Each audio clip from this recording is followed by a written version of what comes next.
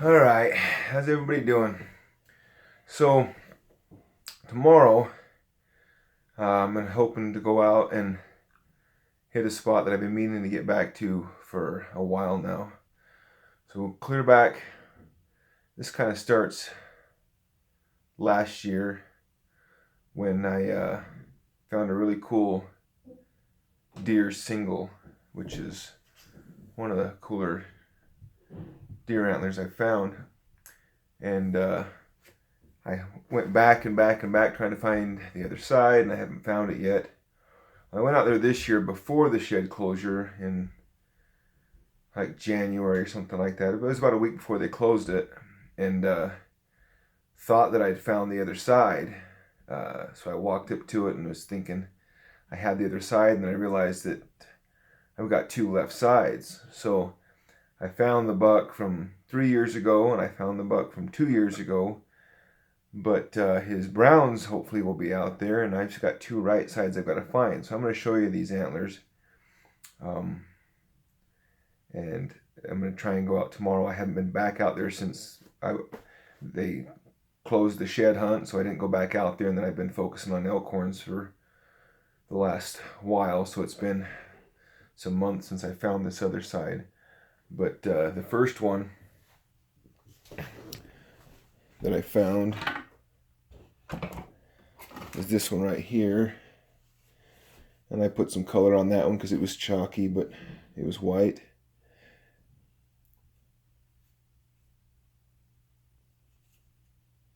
And that's just a cool buck. I'd really like to match him up.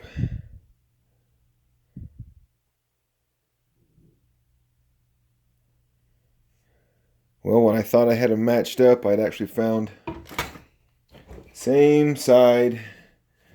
This one's a little bit newer. I think it was probably 2 years ago, but he has a big inline cheater right here that busted off on this year. But he's 1, 2, 3, 4, 5, 6, 7, 8. He was 9 with the plus the eye guard this year. So I've got this right side for this one, and the right side for this one that should be out. I mean, I found these two antlers about maybe 2 miles apart, so that buck's hanging out in that area during the shedding time. It's really tough to hunt out there. It's really easy to miss stuff. But I'm gonna go try and match those up tomorrow, and I'll let you know how it goes. There's that 3x4 I found the other day.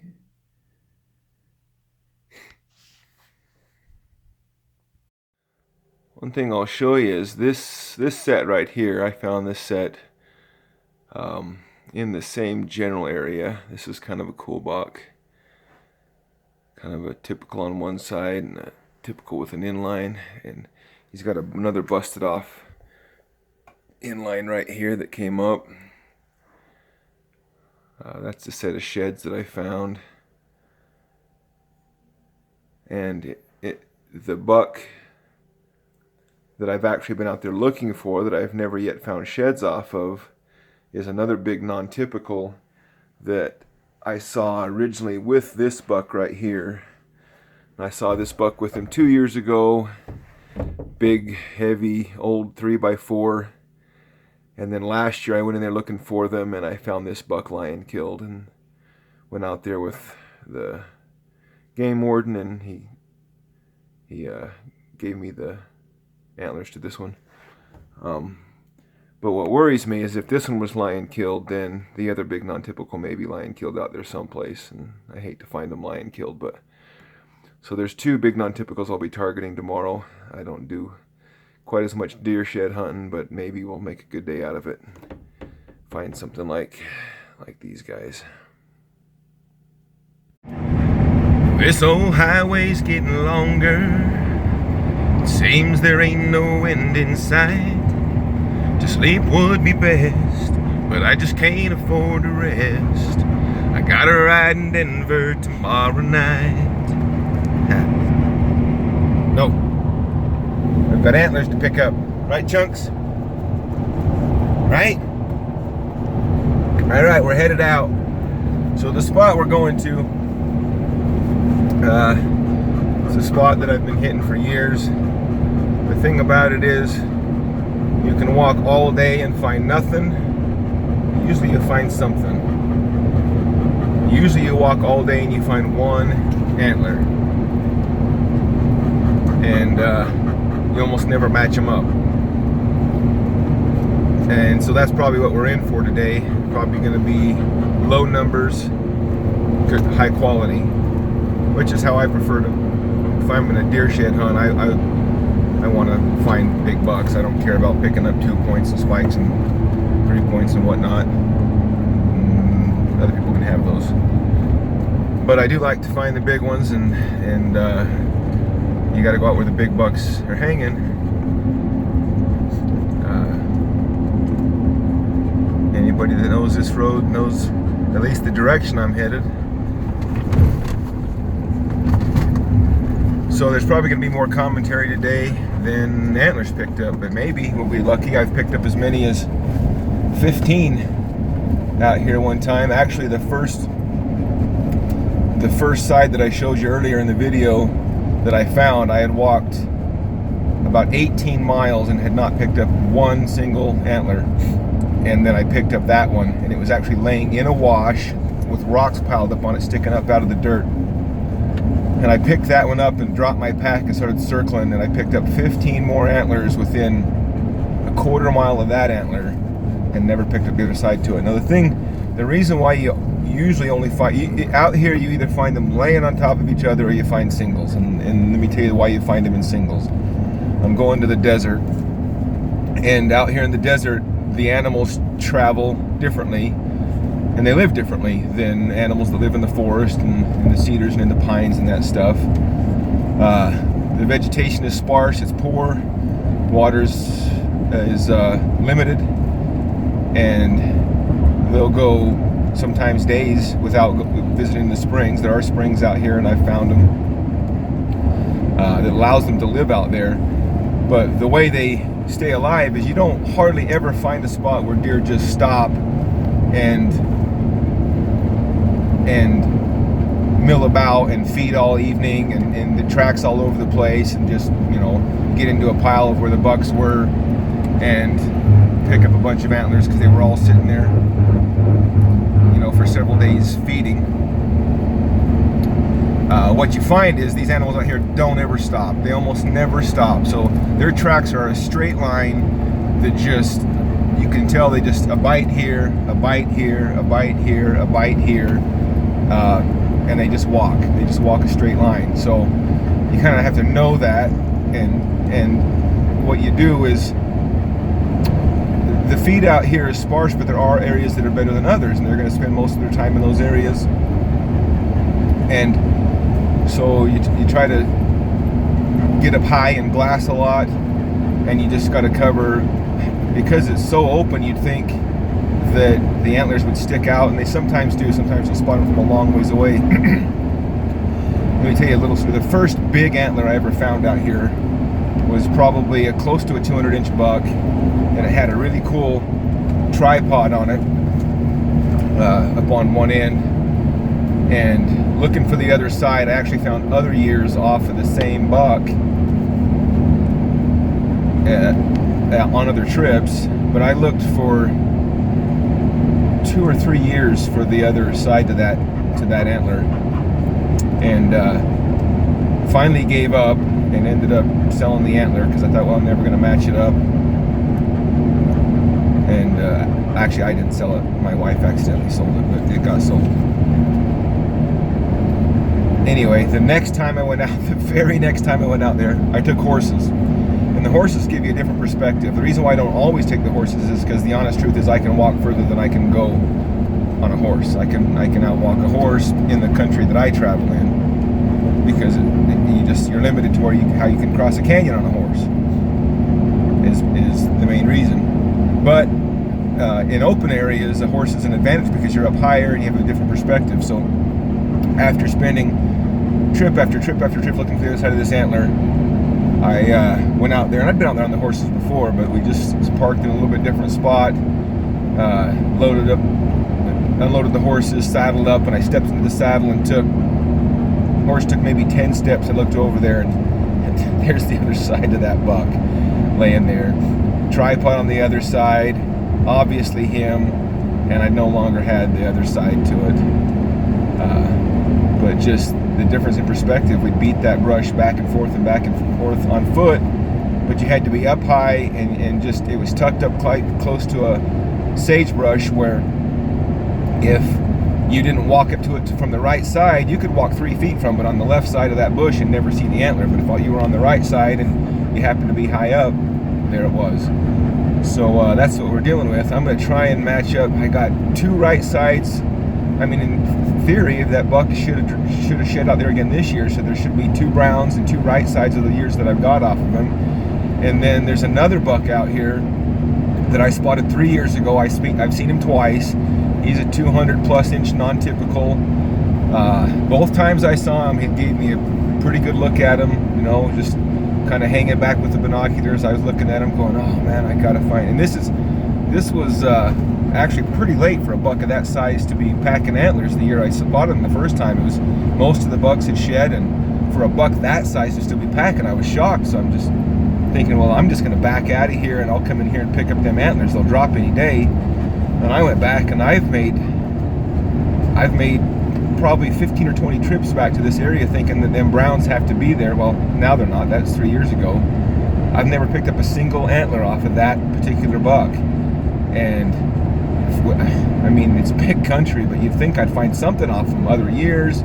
I saw him again the next year, about the same time of year, a little bit earlier, and he's with that big 3x4 that I ended up finding dead. So I hope he's not dead, but he's got to have antlers out here. So I get excited to come out here knowing that I'm going to walk. It's going to be hot. I have to pack extra water for the dogs because I don't usually spend a lot of time where they can get water, and so I've got to. So it's tough and it's hard, but if you find an antler, it's usually pretty cool. So I may not be able to show you much today, but maybe you learn something. Maybe it'll be entertaining anyway. We've got ways to go yet. You can't know where I'm at. Anyway, we'll see what happens.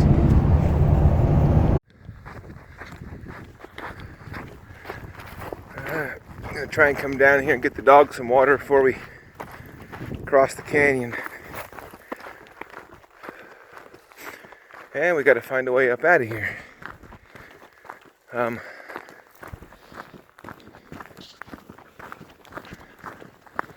I did want to kind of address this. You see a lot of my videos where I do a lot of climbing.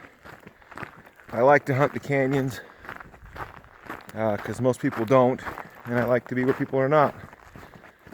And thankfully a lot of the deer and elk like the canyons too. But one thing I don't say a whole lot about, I'm not just climbing haphazard. I'm pretty careful about where I climb, and it might look dicey in a few spots, but I'm careful to pick routes that if I do happen to fall, you know, I might get bruises, but I'm not gonna end up dead or crippled or something. And that's important. I don't want people out there thinking I'm just out here cliff climbing with a heavy pack full of horns and risking a ton. There's always some inherent risk to being out here. I hunt a lot by myself for the simple reason that most people don't think 20, 25 plus mile days in rough country is fun. And I don't want to spend time with people that don't find what I'm doing fun. So I spend a lot of time on my own. But even though I'm out here alone, I never come out here without somebody knowing where I'm at. You know, at least the approximate location, so that if something happens, somebody knows where I'm at. I spent a lot of time out here in the mountains, in the canyons, in the desert, years and years and years. I know my abilities. I know my limitations. Try to always make sure you pack food. Try to always make sure you pack plenty of water, more than you need. It's going to probably get close to 80 degrees today, and it's the first time this year it's going to be that warm. So I'm going to be careful, especially with the dogs. I've had to put Zoe on my backpack and carry her out before. She's just She's furry and dark and carries a little bit extra weight, and so I have to be careful. I almost didn't bring her today, but there's just that little chance that she'll come trotting up with the antler I'm looking for. So that's why I got her with me. But this is what I got to try and get up out of.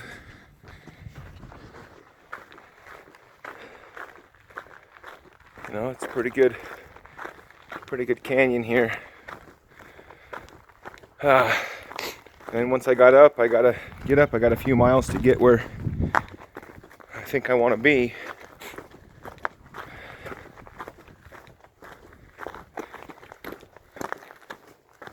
See what happens.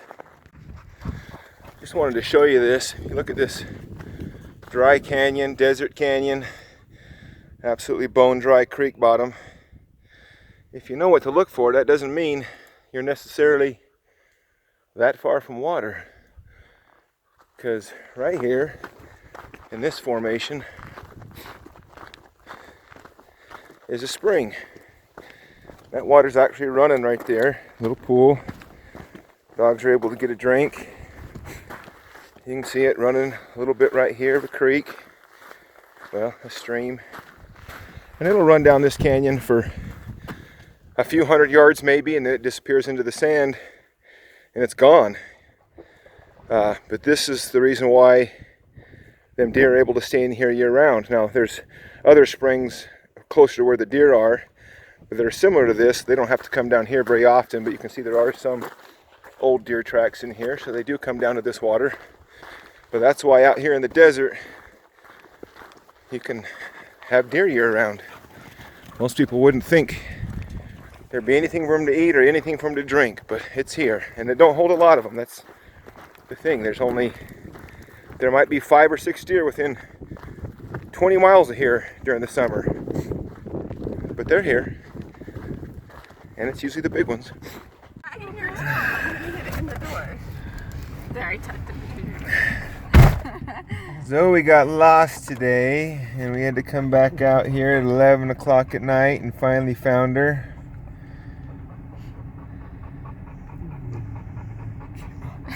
She's such a turd. Hi, Zoe. And that's how the day ended.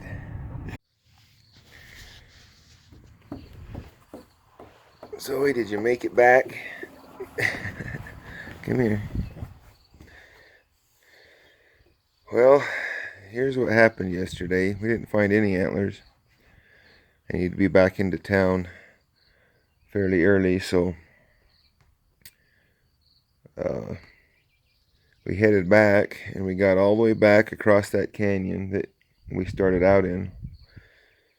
And I turned around about 30 yards from the road and saw Zoe right there with me, and Chunky and I hit the road and started walking down it to get to the truck, which is going to be a few miles away. And Zoe didn't come up on the road, but there was a couple of trees there with some shade, so I thought, well, she laid down there. She was pretty tired. And so I'll just walk down and get the truck and come back and get her after she's had a minute in the shade. Well, the truck was a lot further away than I thought. It was a couple of miles, so by the time I got there and drove back, Zoe was nowhere to be found. And she's always really good at coming when I whistle and call. So I back-trailed her, and about 50 yards off the road, I found a tree that she laid underneath there in the shade and dug herself a nice little spot and took a nap or whatever, but she was gone. Well, for the next 5.5 hours, I drove around and hiked around and whistled and yelled and called and couldn't find her. I finally had to, at dark, I finally figured, well, I'll have to come back in the morning. It's about 1.5 hours one way out there, so I came back in and told Lana, my wife, that I was going to go back out in the morning to find her, and Lana said, we're not going to be able to sleep. So me and Lana and Mackenzie and Coy all piled in the truck and drove back out there. And it was actually about 12 o'clock when we finally spotted her coming up the road, just slow. Don't know where she was all day, don't know what she was doing, but yesterday was a Rescue Zoe day, not an antler day.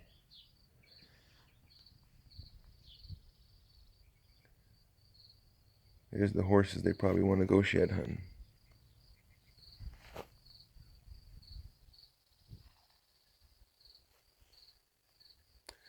Don't always find sheds, but you always find an adventure.